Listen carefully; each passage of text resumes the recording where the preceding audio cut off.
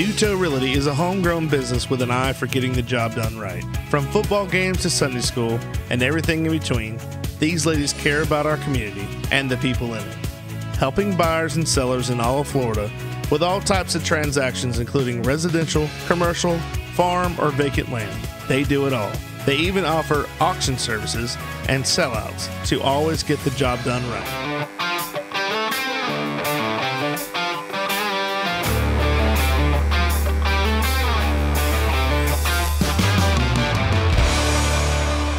All right, welcome back to another edition of the Goblay Show. I'm your host, Billy Goble, and today I have another special guest. He was a graduate at South Sumter High, played football, and among other, I think some other sports. We'll get into that later on. But he is now, just recently, he's now the head football coach at Citrus High. Without further ado, please welcome Mr. DJ Nobles. DJ, welcome to the show, buddy. Thanks for having me, man. This is awesome. How's it going? It's been a roller coaster this last month or so. I bet. Yeah. I mean, have you had a chance to take a breath yet? I mean, maybe on a Saturday or Sunday. Get a little bit of time for yourself. Yeah, still got to have God's time on Sunday. So there you go. There you go. Been able to breathe a little bit on Sundays. Right. So first of all, congratulations. Thank you. I'm really, really proud of you. I'm happy for you. Most important, I'm happy for you, but I'm also very proud of you because I got to work alongside you. I don't think I was around helping out. Well, yes, I was, but I really didn't know you that well. Yeah. But then you came to help coach. What position did you help coach at? Started out receivers, helping out with receivers, but then shortly thereafter, I was actually before the season started, they switched me to tight ends. Gotcha. So I was tight end coach, worked pretty much. I mean, if anybody knows South Sumter football, tight end is just an extra lineman. So I got to work well with Coach Heilman and Coach Noe. So forgot to turn on the lights. But yeah, I learned a lot from those guys, man. They know football, so it was awesome. Yeah, you said tight end. It's funny because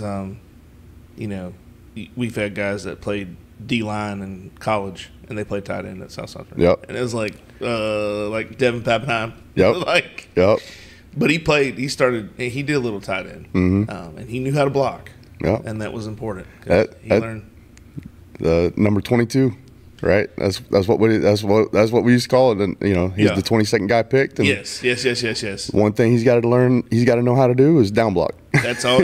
That's all you got to do, and he was really good at it. Too. Yeah. I noticed at App State a few times. Then they moved him on the other side of the ball, and obviously he was good there. They wouldn't have moved him, but it was good to see him at tight end because it was like, man, I remember him being a freshman. It's like this little. I mean, he was like this big. I'm like, dude, what is he gonna do? But he's filled out, and that's what happens at South Sumter, man. You get them small kids come in early, but by the time they leave, man, they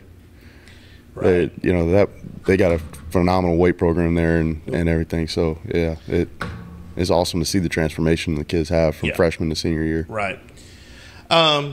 So I know we were talking before we started. You had a camp over at Citrus High.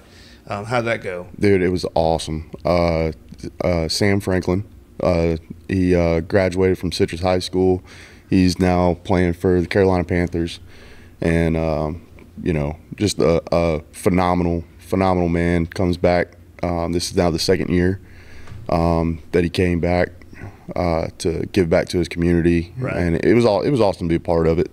The kids were, they were in heaven. They running around, and it was really awesome to see because Sam could have easily just kind of sat on the sidelines and just been like, yeah, my name's here, but I'm just gonna go talk to a bunch of people. But that's not him. He's jumping in drills. He's showing kids how to properly do things with technique and everything. So it was a moment that those kids are never gonna forget. Yeah, and like you said, being to participate in your own camp is even going to be even more memorable for a young athlete. Oh yeah. And they can always say, "Man, I was at his camp." There are guys our age that went to, well, not my age, but your age probably, that went to the Clinton Hart camps and stuff, and they still remember it like it was yesterday. Like, yeah, we did that, we did this, we did that, and it's a very memorable part of their life. Oh, absolutely. I mean, it can put you on a whole nother track because you got that story. Oh, I knocked the ball out of so and so's hand, man. I'm an NFL DB, and they start thinking about that young, and you never know what happens after that. Then they get it in their head, and man, they work hard for it, and next thing you know, that it's becoming reality. So it's just really awesome. I think it's very. I mean, it also shows the kids that like this person. I don't always say it's a guy because I know there are other ladies that have camps and stuff for their softball camps and basketball camps and stuff like that. So it's not just the guys, but when I say guys, I mean everyone. Mm-hmm. When they come back and they show them that hard work does pay off, and that even if I am an NFL player, I still got to come back, and I mean even though it's in fun, they're still doing the work. Mm-hmm. I mean it's not just what you do on whatever day you play. Yep. It's the off seasons, the workouts, the OTAs. It's all the other the above. So I think it's very crucial for a kid to see. Oh, he still has to do that. Like even if it's a camp and it's fun. I mean, he could be anywhere else. Yeah. I mean, at that point, they're not yet training camp. They're done with OTAs. That he could go to Cabo for a month. Well, shoot, he was. He just a couple days before the camp, he was overseas watching the EuroLeague soccer. Okay. I think he was at the Germany game. Mm-hmm. So I mean, he's on vacation. Yeah. Going over there, and I bet that was a phenomenal experience to get to see soccer game over there. Yeah. And next thing you know, he's on a plane coming back to little old Inverness to give back to the kids of his community. So I mean that just goes to show the type of man he is, and how he was raised and all that kind of stuff, which we're super proud of, to have a community like that and have parents in the community that raise their kids the right way and things like that. So. And I think we live in an area. We live in a great area. It doesn't matter what school you are in. I think everybody around in this, I'll say Central Florida, does a great job of giving back to the community. Oh, you hear about camps and stuff all the time, or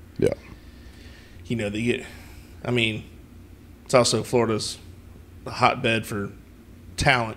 I mean, so you got guys that they come out of everywhere. Yeah, but the key thing is that they don't forget where they came from. Right. And to me, that's the biggest thing about, this area is when we do have guys make it from here, they don't forget, and they know that, they're just the next guy.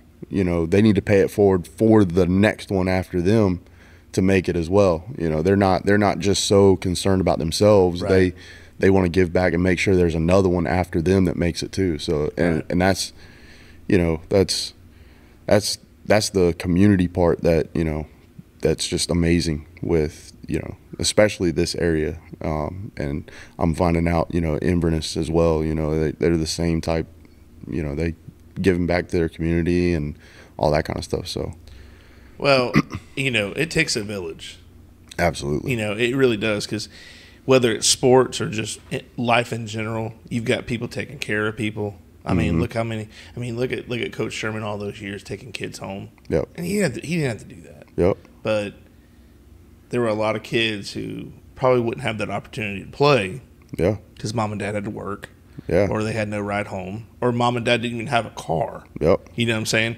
So presenting opportunities like that, not only just like rides to and from well, not really two, but like summer workouts, I guess, because they'll be at school. But even like as small as the camp, or a golf tournament or something like that. People just, I mean, it goes a long way, is what I'm saying. It may seem simple, but it goes so much further than you would think. Pat's Taps at Catfish Johnny's. Pat's Taps is Lake Penosofsky's newest tap room, offering 14 rotating craft beers on tap. We also offer bottled domestic beers, seltzers, ciders, and wine, as well as a variety of appetizers and pub. Our family-friendly tap room is a great place to come hang out and enjoy some one-of-a-kind craft beer. You can find us on Facebook, Instagram, or the Untapped app. Oh, yeah. I mean, it's the smallest of genuine emotion that you show. Like, it goes a long way. These kids, they know when you're fake. Oh, yeah. They see it all. They see it written on it. But when you genuinely care about them and show that, man, they'll go through a brick wall for you. So, oh, yeah. I mean, that's what it's all about. Is as long as you're being a genuine person, man, it's the sky's the limit. I heard a quote the other day. I had to do like a coach's thing. I had to go so I could kind of update my coaching certificate, and it said something about it's not about how much you know. It's about it's not how much they know, how much you know. It's about how much they know you care. Mm-hmm. So like you said, I probably just butchered that, but the gist of it is they don't care about what your mentality is of how much football you coach, soccer, basketball. All they care about is, do you care about me? Yep. And that's, to be completely honest with you, man, that really sums up my coaching career in a nutshell. I'm not, in no way, shape, or form am I the guy that knows everything. I'm just the guy that I'm going out there and I'm working hard. I'm gonna figure it out. Yeah. And I'm gonna teach it to the kids the best way I know how and the easiest way I know how, so that way they can play at their full speed. Right. And I think that kids will get more out of that than someone who kind of just mails it in, phones it in. Mm-hmm. These bigger programs. I'm not. By any means, I'm speculating because there's got to be so much going on that these huge high schools, there's no way that one coach knows everything that's going on. Yeah. There's no way. I mean, there might be a way, but in my mind, I'm thinking there's no way because I can barely keep track of people I work with. Right. You know what I mean? Like, they'll say something like, oh, I didn't know that. And then you're like, but shouldn't I know that? I mean, like I work with like 15 guys. I mean, I should know at least something. I mean, and I can't imagine having like 60 players. Yeah. What I like to do is when I have a guest on, I kind of talk about their upbringing, where they're from, and then we just kind of talk about, everything else. So we'll start off with are you originally from this area? So, no. I grew up here, but originally I was born down in North Fort Myers. Okay. Actually, a very interesting story. I've been told I was born in the same hospital as my dad, and we actually wore the same outfit home. So it was pretty neat that that grandmama saved it all them years, and it was basically like carbon copy. But yeah, I was born down in North Fort Myers. My dad worked at the state prison down there in Punta Gorda. So that's where I spent about the first 5 years. Then I think it was about 95 was when we moved up here. And my dad got a job at the federal correction in Coleman. Okay. And we moved up here, and the way he tells it, they went and looked a bunch of places. They looked Leesburg, they looked Ocala, they looked Wildwood, they looked everywhere, but Bushnell is where they felt at home. They said any store you walked into in Bushnell, it was, everybody is so polite and so nice and welcoming, and that was both him and my mom. They were like, this is where we want to raise our kids. Right. So, yeah, moved up here, and as they say, the rest is history. So did you? What's your first? How old were you when you moved up here? By the way, I think I was about 5 because I hadn't started. So I did all my schooling up here, so I hadn't started school yet. But I think I was about 4 or 5 when we moved up here. Okay. So, what's the first thing you remember about Bushnell? Oh man, probably one of my earliest memories is playing baseball. I was a baseball kid growing up. Yeah. That was is almost like being from down in South Florida. We were a baseball family. My dad played baseball growing up. Right. And he was actually my coach growing up. And my cousin actually was like the last cut or so for the Florida State baseball team when he went. He went TCC first and then transferred to Florida State. Gotcha. But he was a lefty pitcher, very, very good. So it kind of ran in the blood, baseball did. So that was probably, playing T-ball out there on the Kenny Dixon Field. And the new Kenny Dixon Field at the time, too. Yeah. Because before that, you had the community center, and it was – I was telling Coach Sherman, I didn't even know – like, we would come to Bushnell, I didn't even know, you're a kid. You don't even really pay attention to your surroundings. Mm-hmm. Like, I told him, I was like, it wasn't until middle school, and I realized we had a football team in Bushnell. Yeah. Because I heard from Brett, his son, was like, the teacher was, hey, how's the team going? I'm thinking, what is this team? Yeah. So that was you're absolutely right with that, because for years I didn't even know there was a field over at the community center. Yeah. And until one day we had to use it for practice, and my dad's like, all right, we're at the community center. I'm like, what? I'm used to we're either practicing at Kenny Dixon or over in Lake Pan. Like that was the 2 fields that I remembered.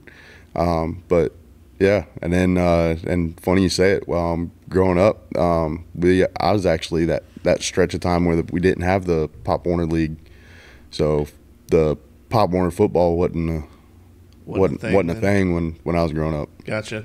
Well, it's funny you say that, because I'm glad you talking about practicing at that field. I'm glad to see nothing's changed in the last almost 20 years, because there's so many teams now that it is either Lake Pan or over at the old community center, because all the other fields are taken. Yep, and I know since then the Lake Pan, they've redone the Lake Pan fields. They look amazing. Yeah, Lake Pan fields really. They did a wonderful job designing that and getting that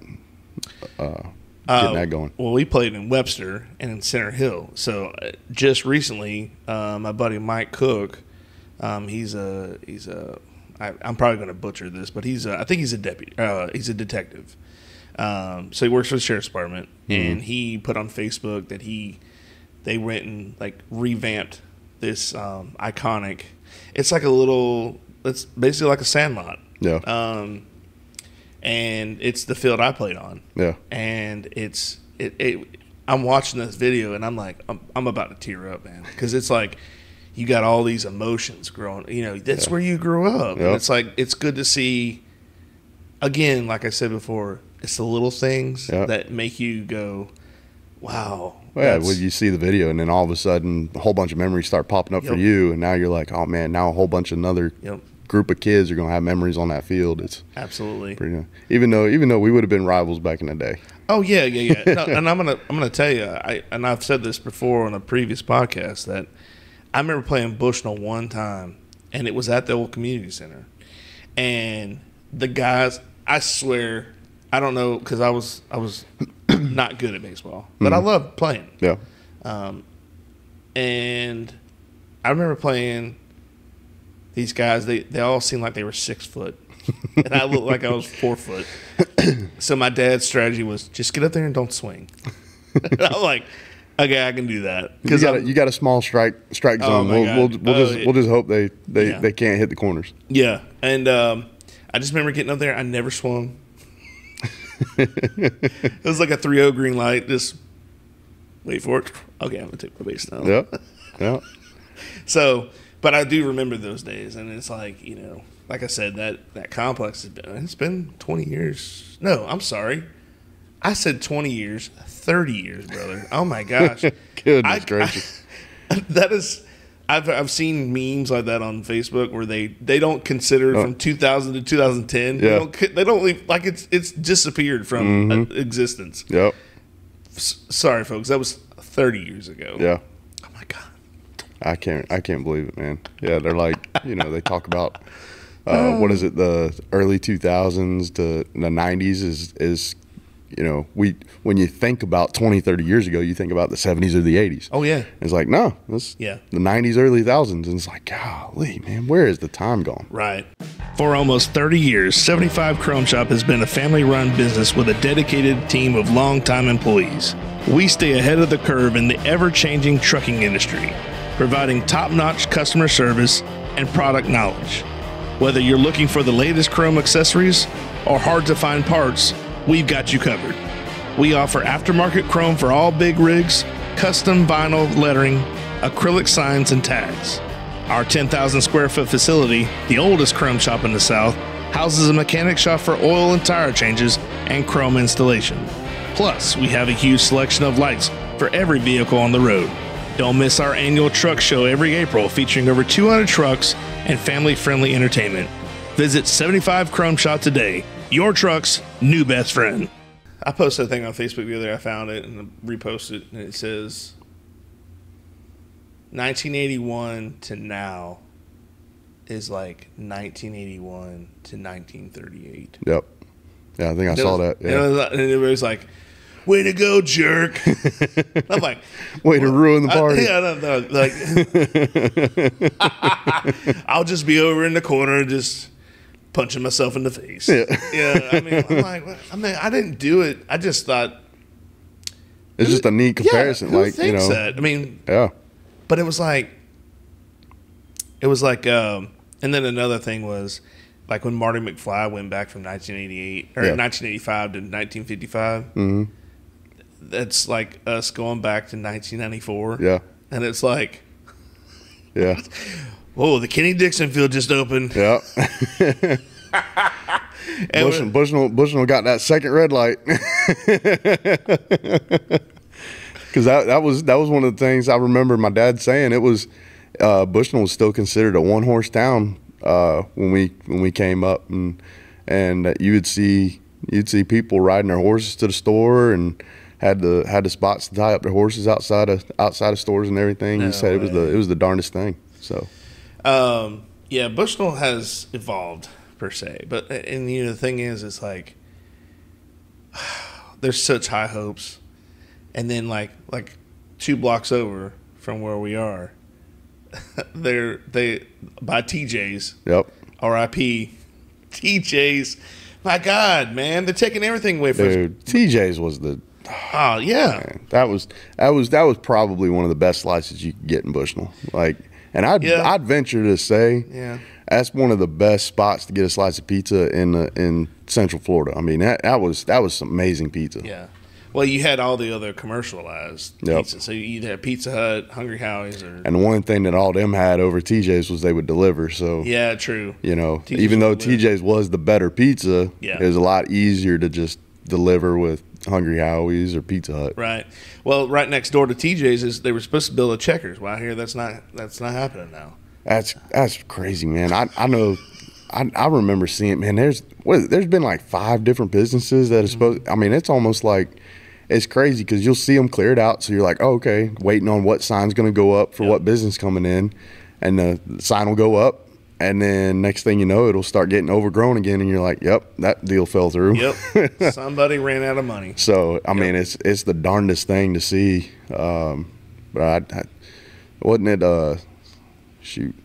I can't even remember all the different things that have supposedly have been going. There was supposed to be a Zaxby's at one time. Zaxby's. I can't remember if it was Zaxby's or PDQ, but that wasn't that like down there across the street from the Walmart? Over by AutoZone, yeah. Yeah. Yeah.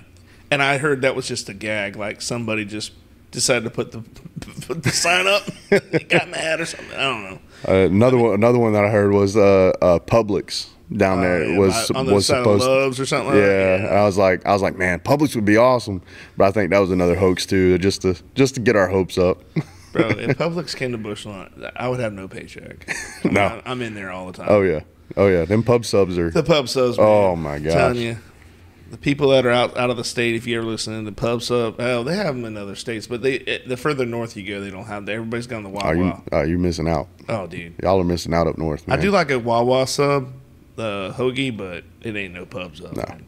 Go to the beach, get a pub sub, and you're like, oh, it's heaven. I'm good to go. Yeah, bro. if you want to know what heaven's like down here, heaven, yeah. you know, if you want to know what heaven's like on earth, man, get you a pub sub. You gotta go to one of the good beaches. You gotta go to like Clearwater. I was gonna say Clearwater. We go to Fort DeSoto all the time. Yeah, yep. there's a Publix right after you turn there. Funny you say that. That was senior year. Oh yeah. Me and my boys, we skipped out on prom. Yeah. We didn't go to prom. Yeah. We decided we were going to spend the whole weekend down at Fort DeSoto.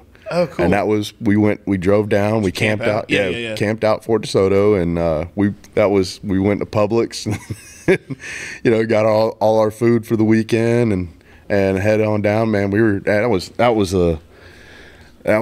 an experience, man. Our campsite was right there on the water, so I mean, we wake up and go wade in the water fishing. I don't think we ever caught anything, but man, it was. It's about the memories, man. Yeah. And I was like, man, this is way better than going to prom. I was gonna say it's probably cheaper than going to prom. Probably. By the time you add, hey man, you know how this is how it makes you feel old when the place you went to prom is no longer there, but it's been 3 different restaurants. So I went to Chili's in Leesburg. Okay. And it was Chili's, and it was like Moe's, like it was like another like a taco place or something. Mm-hmm. Then now it's Chick-fil-A. So I'm glad it's in. I mean, I'm glad it's in good hands now with Chick-fil-A, but I guess they're seeing more. Man, that I'm telling you what, it'll make you cry. You're like, dude, I remember. Like, go to Lake Square Mall, dude. It's so depressing. I went there. Shoot, probably. I can't remember the last time I gone to the Lake Square, but I remember, man, in high school that was the spot. Oh yeah. You know, you wanted to go see a movie, or you wanted to, you going on a date or something. You going over to Leesburg to the Lake Square Mall. Oh yeah. And I remember it was probably, I don't know if it was after basic training or AIT, or maybe after my first deployment. I went, came back and drove over there, and right. it was ghost town. Oh yeah, it was absolute ghost town. I'm like, where did everything go? Yeah. I mean, it was everything. I think everything was shut down in there except for the movie theater. Oh my gosh! And I was just like, wow, this is nuts. So yeah, Lake Square Mall, man, I'm telling you. I went in there it's been a while, and I had high hopes. Mm-hmm. And the only thing they didn't have was the people harassing you in the middle of the aisle, which was great. Yeah, I try to just keep my head down and just walk. Hey sir. Nope, right. Don't make eye contact. Right. Don't make eye contact. Yeah, you're like, That's when you got the dark shades on. Yeah. It'd be 9 o'clock at night, pitch black, and you got the shades on because you're like, nope. I'm pressing forward, man. I got places to be. Yeah. Dude. So going back to what you said earlier about playing baseball here in Bushnell, is that the only sport you played, or is that? Yeah, actually, that was it. I was a baseball player and played. They had basketball or anything? If they did, I didn't play it. Really? Yeah, I didn't find out until I was coaching that they had the soccer. Yeah, they did have soccer up in Wildwood. Right. But that, we didn't know about it. Right. So yeah, baseball was it. But that was how I made all my friends, and yeah. That's how my parents got to know other families in the area. Right. And that's how we got to know people, was through baseball. Who were some of the guys you grew up with? Shoot, I grew up with or hung out with. You know what I'm saying? Like elementary school age. Shoot, honestly, I don't even remember who I hung out with elementary. Well, no, I remember my best friend in elementary was his name is Jeremy Jones. Okay. And I don't know if he was from here or anything. I remember, but his dad or his uncle, the one that he lived with, his uncle worked at the federal prison with my dad. So gotcha. His uncle and my dad were friends. And his aunt, my mom were friends. Gotcha. So me and him, we'd hang out. But as far as baseball, and we played on the same baseball team because his uncle and my dad coached together. Okay. So we were on the team. Okay. But I remember, in school, Colt Wells, Montana Barnes, Chance Strickland, C.J. Carroll, that whole group. Gotcha. We played ball against each other, and we kind of, birthday parties and such. That was the crew that would get invited, and yeah, it was good times, man, growing up with those guys. Did you you said earlier they didn't have Wolfpack? Yeah, no, they didn't have that when I was growing up. It came back, oddly enough, it came back just when I was too old to play. Right. You're like, I still got a coach. Yeah, and put me in there. I was trying to tell, because I'm on the younger end of my group, because my birthday's so so late. So I tried talking my parents into. I'm like, well, let me, just 1 year. I know I'll be like the only one out there, but at least I'll be, and I was always a small kid, so I was like, at least now I'll probably be one of the bigger ones. But they were like, no, you're too old. So yeah, you're like, I just want to be on the top dog. And yeah. So when did you play middle school football or? I not 7th grade year, 8th grade year. I finally talked my parents into let me try out. Gotcha. And I'll be honest with you, I was a baseball kid, and I was pretty small. Yeah. And I was actually just coming off of a, I was getting hurt left and right in baseball. So that's why my parents, especially my mom, she did not want me playing football. She's like, you got a broken leg, I got a scar under my eye, and I got my tooth knocked out, all from playing baseball, which is supposed to be a non-contact sport. She goes, what in the world is going to happen to you when it's football and contact is encouraged? Whether your water is supplied by a public municipality or a private well, for residential or commercial use, Purified Water Services LLC has the solutions to provide you with simply clean water. We offer a complete line of professional water filtration equipment and accessories. Soft water makes a difference you can see and feel. Water heater and appliances last longer with less maintenance. Iron and H2S filters eliminate iron stains and offensive rotten egg odors and protects your water softener equipment from iron fouling. No matter what your problem is, Purified Water Services LLC has a solution. Contact Kenny Williams at 352-446-2709. But finally convinced them to let me try 8th grade year. And luckily for my parents, when the pads came out, that's where you separate the boys from the men. And I wasn't, it just wasn't for me back then, So I went to Coach Kinley and I was like, Coach, I don't think this is for me, and turned my stuff in, and that was the extent of my football playing days. That was it. But I always loved the game. It's a game that I've loved ever since. But at the time I was just like, not really.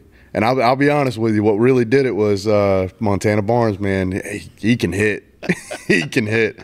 And we're sitting there doing hit lines, and I step up, and man, I got planted right on my backside, and I'm looking up at the sky. I'm like, man, what the heck?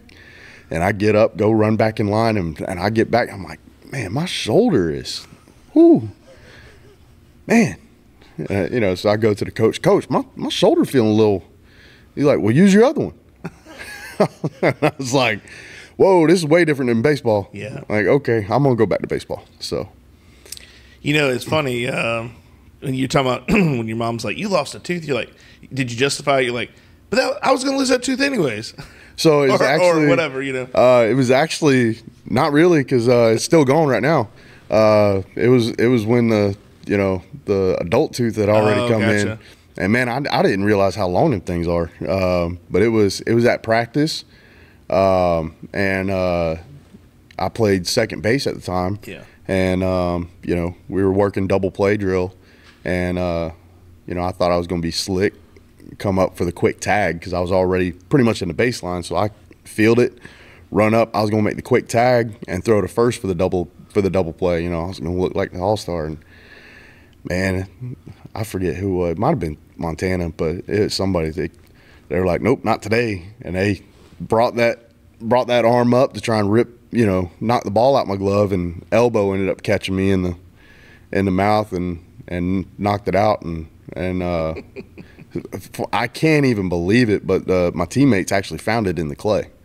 Oh wow! So yeah, they found the tooth in the clay, and so we had to make an emergency trip to the dentist that night, and they put it back in and bonded it together, and they were like, hopefully it'll stick, but it didn't end up working out, but. Oh gosh! But yeah, that was I believe that was probably my 7th grade year. So mom was. She was not having it. She did not want me playing football. Bro, I hate the dentist. I hate the dentist. I hate the doctor's office. Yeah. I don't want shots.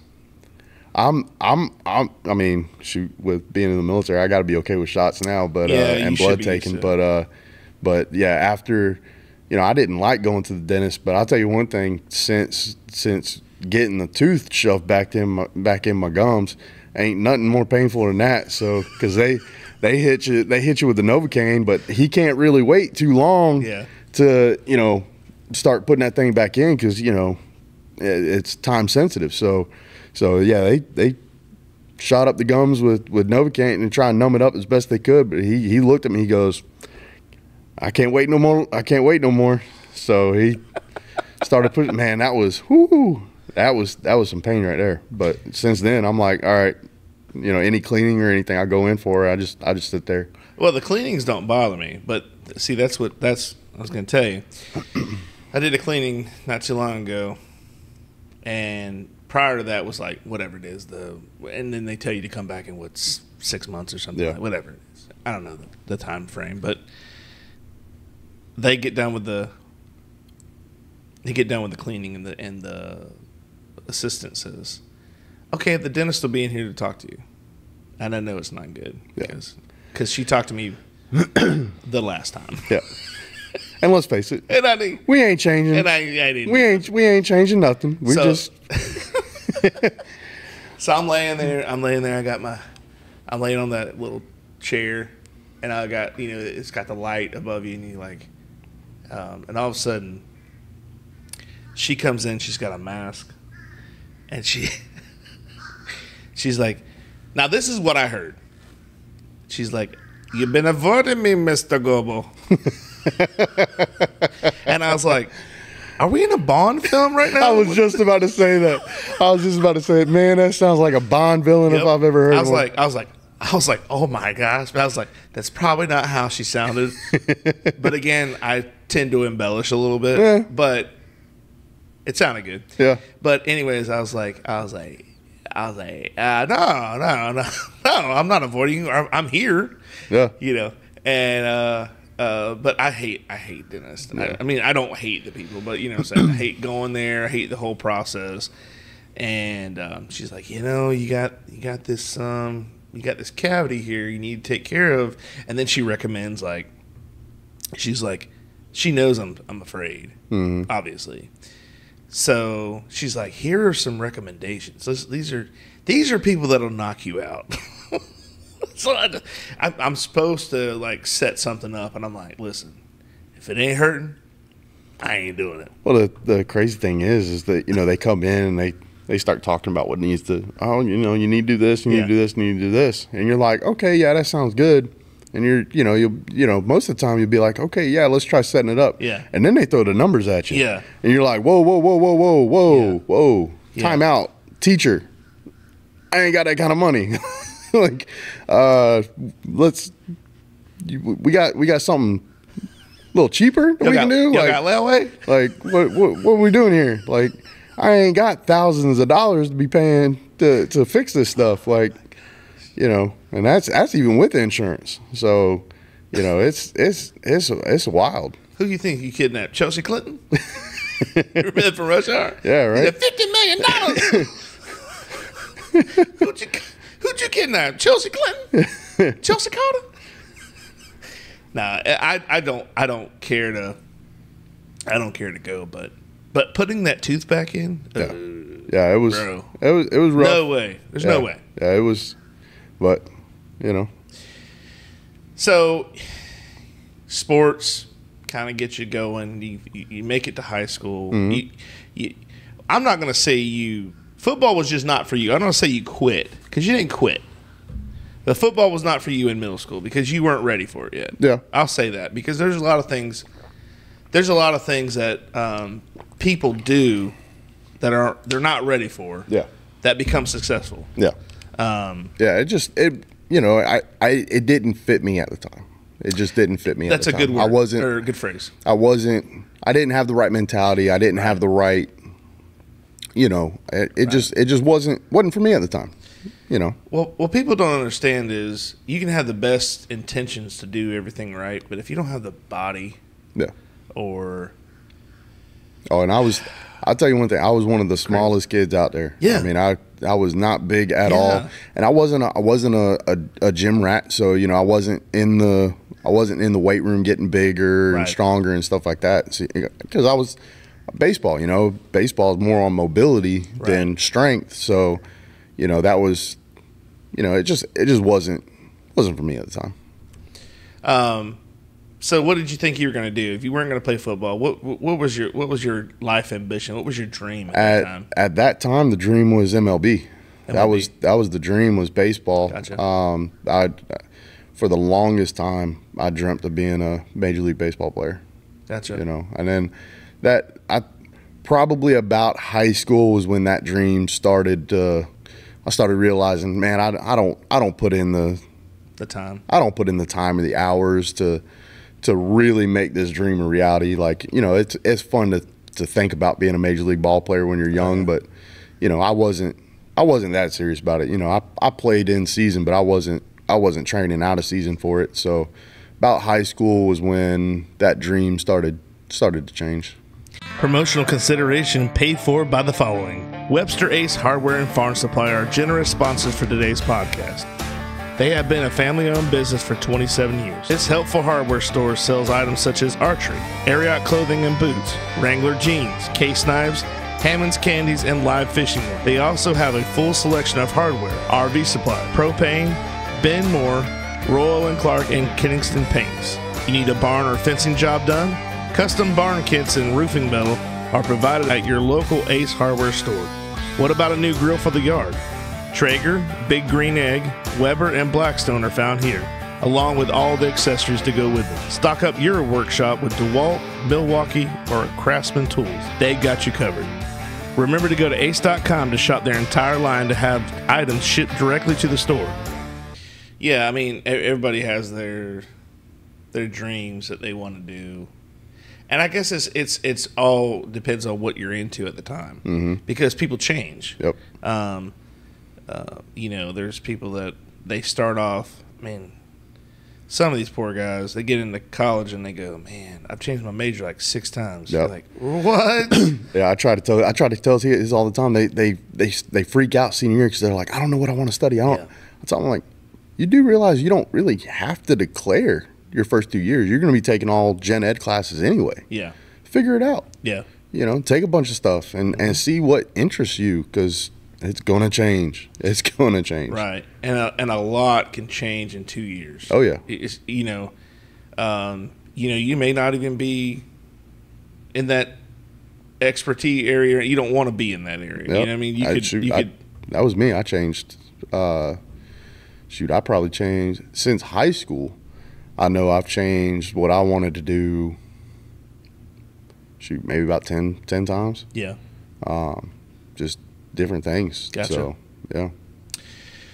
What was your, before we get too far into your future, or at that time, what was, when you went to high school, South Sumter High, what is something that you remember, like, from the first time you set foot on that campus? Man. And it doesn't even have to be sports related. It could just be the atmosphere. Like, you know, we all have that memory. I'll say one thing I remember about, and it might not be the first thing I remember, but something I do remember from my time in high school was, at least from my vantage point, you know, you got the different cliques and everything. Right. But at South Sumter, there was so much overlap. I mean, you'd have the quote unquote jocks, you know, mixing it up with the band kids and the ROTC. Like it was, you had your cliques, but the lines weren't drawn in the sand. Right. Everybody pretty much got along with each other. Right. You know, and it, you know, you would see friendships across those lines very, very often. Right. Shoot, I was one of them. So, you know, it was something that, you know, we all pretty much got along, and it was a great class to be involved with. Everybody got along. Everybody, you know, you got your riffs here and there, but you know, there really wasn't much turmoil that I remember being in school. South Sumter High. Did you play JV? So I actually, or any, you know, when was the first time you started playing football? I actually didn't. That's actually something most people probably don't know about me, is I didn't actually play football. Didn't Gotcha. play organized. You know, I played pickup games at the park here and there, but when I got to high school, I played 2 years of JV baseball. Gotcha. But that's where my attention started changing from sports to military. Gotcha. So I joined ROTC about halfway through my freshman year. I was in band, so I did that. You know, that was something that I did right at the start of high school. Freshman year I was part of the band, did marching band, concert, jazz. But the ROTC probably really, that was probably one of the main things most people probably remember me from high school, was being ROTC. What position? What instrument did you play? Did you say that already? I'm sorry. No. So in band, I played trombone. Okay. Funny enough, enough, a hard one. Yeah, yeah. It's a hard one.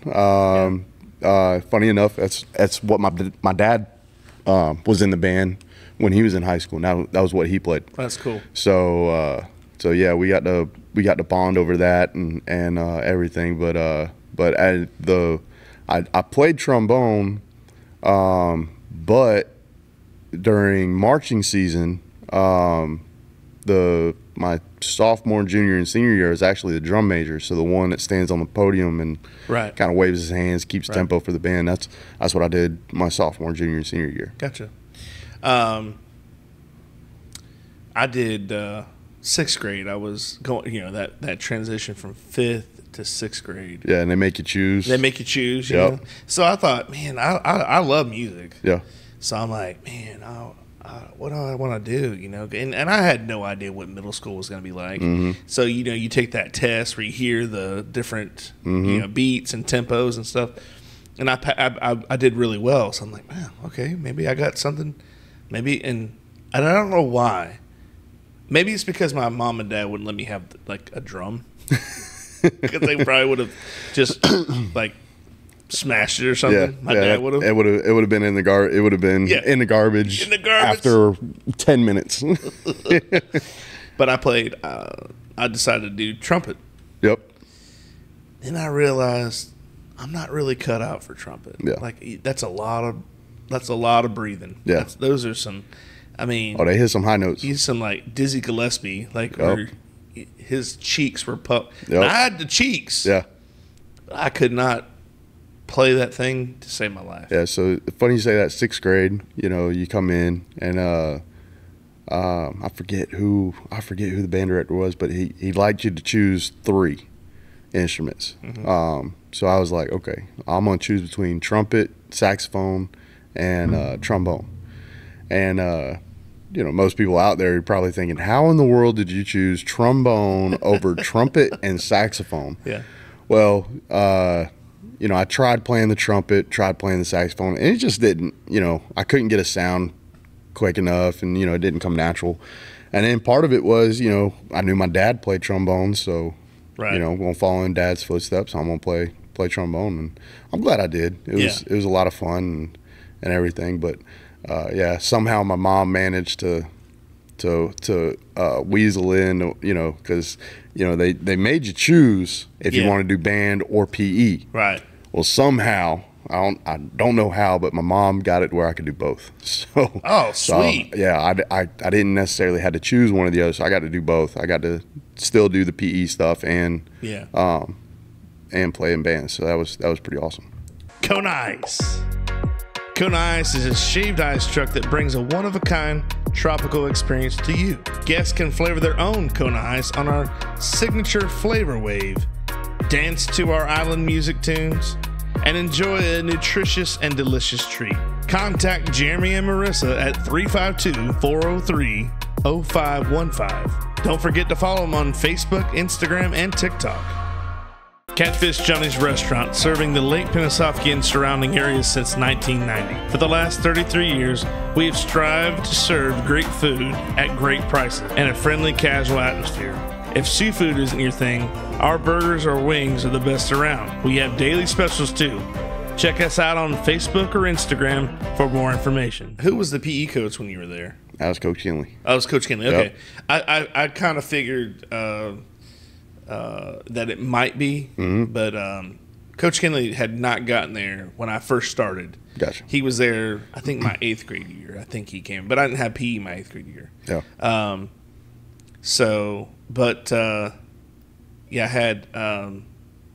I had taken PE, and you think in PE like it was more like organized sports. Yep. It wasn't like it PE was like in elementary school. Where it was awesome. Around. Yeah, it was awesome. I mean, I remember we'd have wiffle ball tournaments. Yep.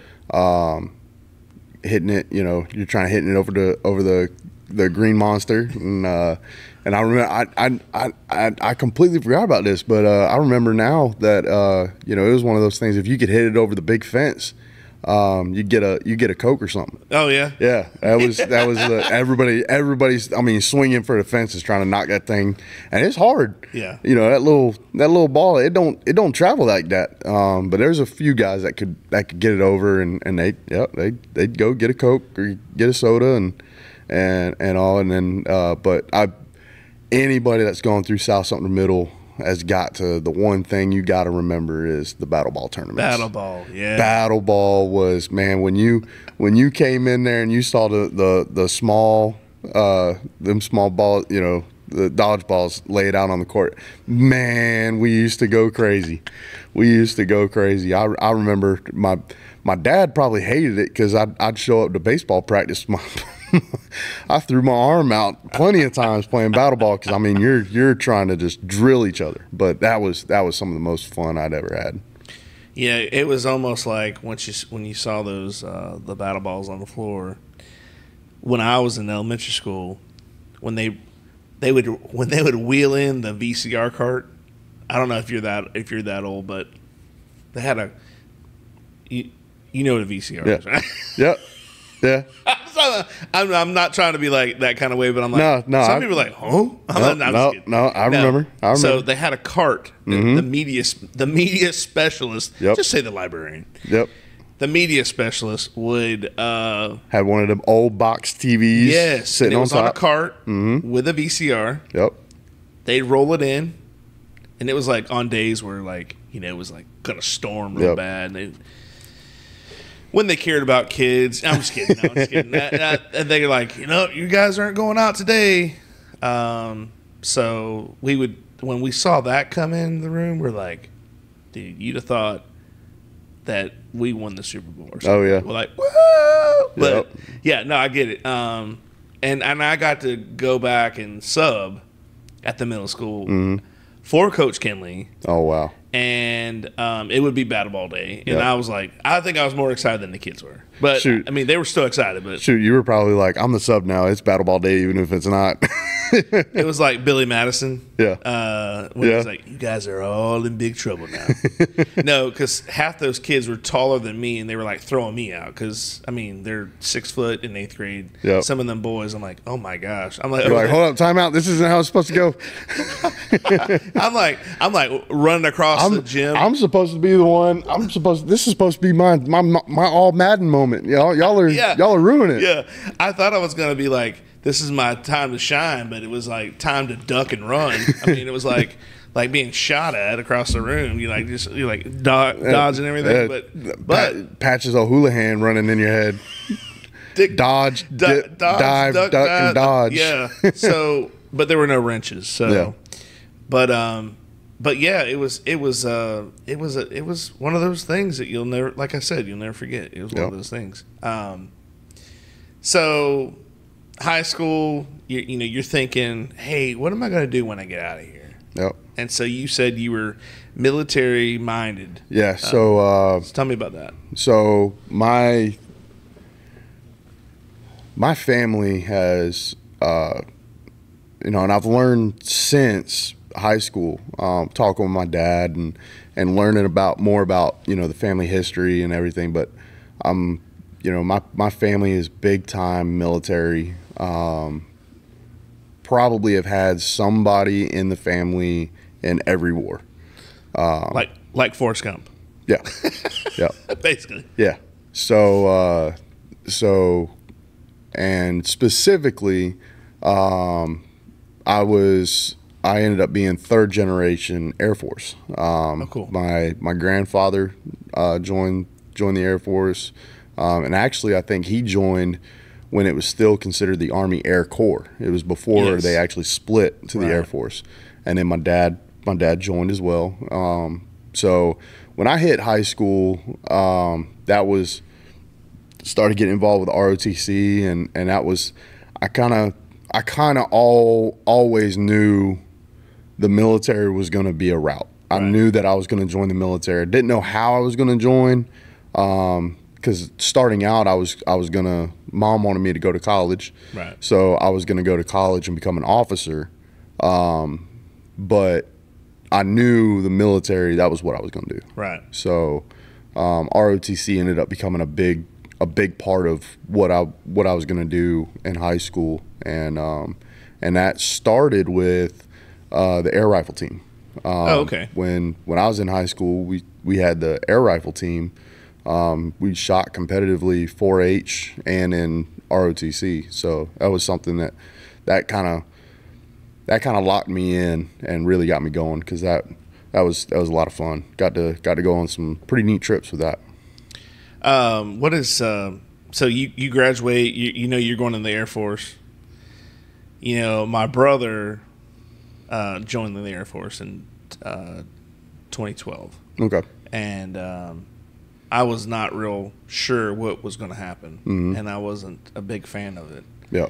But going, and I've told him countless times after this, I was like, man, that's the best decision you ever made in your life. And so I guess what I'm saying is, if there are people that are on the fence about going, and you really don't feel like, or you feel like you're not quite sure, it's probably a good decision to go do. Yeah. I mean, it could really do a lot for you in your life, and it's something that's going to be something that be valuable in the future. Yeah, absolutely. I mean, it's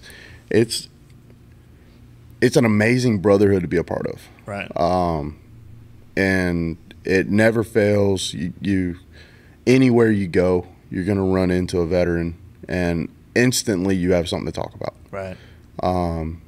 And then on top of that, just the things that you learn in the military, you can adapt to all different realms of life. Right. And that's something I've done with my coaching career is I've really taken what I learned from the military and I've adapted to to how I coach, right. and everything. So that's definitely something that my military time was short. I only did the 4 years, but man, I'd go back and do it again in a heartbeat. How was what was it like getting off the bus at San Antonio? Man,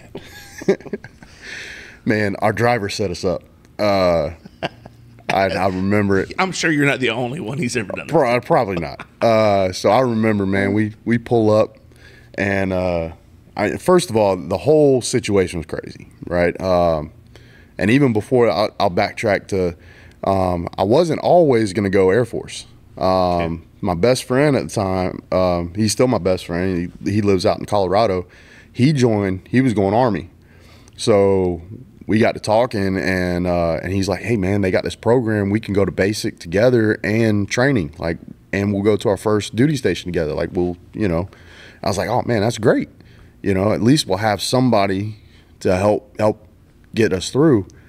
And my dad, he sat me down and he goes, son, I will never tell you not to join a particular branch. I won't tell you don't join the Army. I won't tell you don't join the Navy. And I'm not going to tell you that you have to join the Air Force, because joining the service is joining the service. He goes, just take it, some advice from an old man. I've been around a bunch of veterans, and not a single one of them have ever said, if I had to do it over again, I'd go Army. He goes, plenty of them said, if I had to do it over again, I'd go Air Force. Yeah. So just think about that, and let's go, let's talk to, and he made sure I talked to all the recruiters. He wanted me to make sure I made the best decision for me, and talked to the Air Force recruiter, and that was the decision I made. And man, flew into San Antonio and got on the bus. They start your first bit of in processing there at Lackland, and I remember, man, we got on the bus to take us to our dorm, and we pull up, and the bus driver goes, all right, they're going to expect you to get off this bus quick. So as soon as I stop it, y'all need to get up and get out. We're all like, okay, all right. So we all got our bags, we're ready. And man, as soon as that thing stopped, probably before it stops, we're all standing up, ready to. That TI comes. What in the world are y'all doing? Ain't nobody told you to get off this daggone bus. I'm cleaning up the language a little bit, but but y'all sit your butts down right now. And then goes on to say, you got 2 seconds to get off this bus and get your feet on the marks now. Let's go. So we file off, and anybody that's gone through Lackland, there's the yellow feet. They got yellow feet marks on the ground. That's where you file in to learn how to stand at attention and things like that. And then we played the pick 'em up, put 'em down game. That's Air Force is very, very known for that. My dad even told me. he gave me the warning. Didn't really tell me too much about it. He just told me, I was gonna have some fun playing the pick 'em up, put 'em down game. And that's where they're telling you to put your bags down. They're not telling you to drop your bags. So anytime somebody drops their bags and it makes a noise, pick them up, put them down. And and that's where they really start to get you to realize you got to pay attention to the absolute minute detail. Mm-hmm. And that we played that game for probably about 10-20 minutes, picking our bags up, putting them down, picking them up, putting them down. And then we got to file into the dorm room, and yeah, I mean, it was a crazy night. You got yourself a free haircut.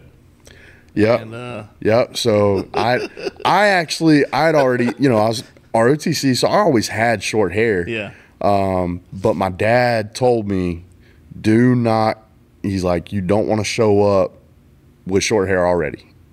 Cause he's like, you don't want to give them anything that sets you out ahead of time. You want to stand out for the right reasons at the right time. Right. So I grew my hair out just a little bit, and man, I'll tell you one thing: it's a well-oiled machine. Oh, no doubt. Coming in there, they sit you down, and it's they'll one right through the middle, and then they're just down the sides. All right, you're done. Get out. I mean, that was the quickest haircut I'd ever gotten in my life. Thanks for watching part 1 of this 2-part podcast. Check out full episodes on YouTube and Spotify.